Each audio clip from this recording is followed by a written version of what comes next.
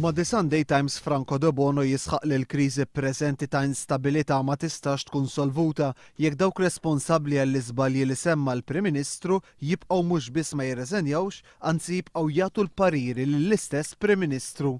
De Bono jgħid li fil-mument il-ballun jinsab f'saqajn il-Prim Ministru u d-deċiżjonijiet issa jridu jittieħdu min-naħa tal-Prim Ministru.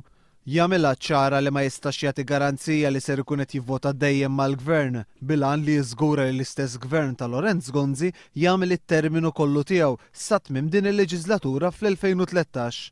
Din id-dikjarazzjoni tikkuntrasta ma' dak li kien talab il-Prim Ministru Lorenz Gonzi waqt attività politika f'Ħażebbuġ nhar it-23 ta' Jannar fejn kien saħaq li għalih soluzzjoni għall kriżi ta' instabilità trid tkun ibbażata fuq assigurazzjoni li jkollu rasu mistrieħa li ser ikollu l-appoġġ biex ikun jista' jwassal sa tmiem ta' din il-leġislatura.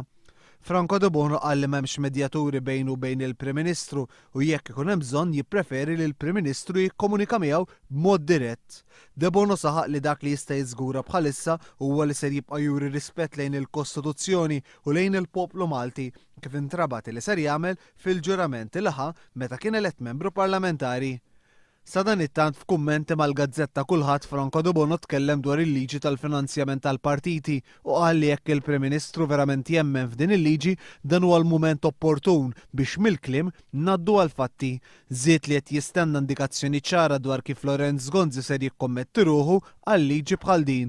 Fil-kummenti tiegħu lil kulħadd Franco De Bono qal li Gonzi jista' jagħti din l-indikazzjoni billi min issa jagħti rendikont ta' minn fejn il-Partit Nazzjonalista ġeb il-finanzi tiegħu fl-aħħar 4 snin. Il-poplu għandu dritt ikun jaf dan u wkoll ikun jaf x'qed isir b'dawn il-flus. Sostna De Bono.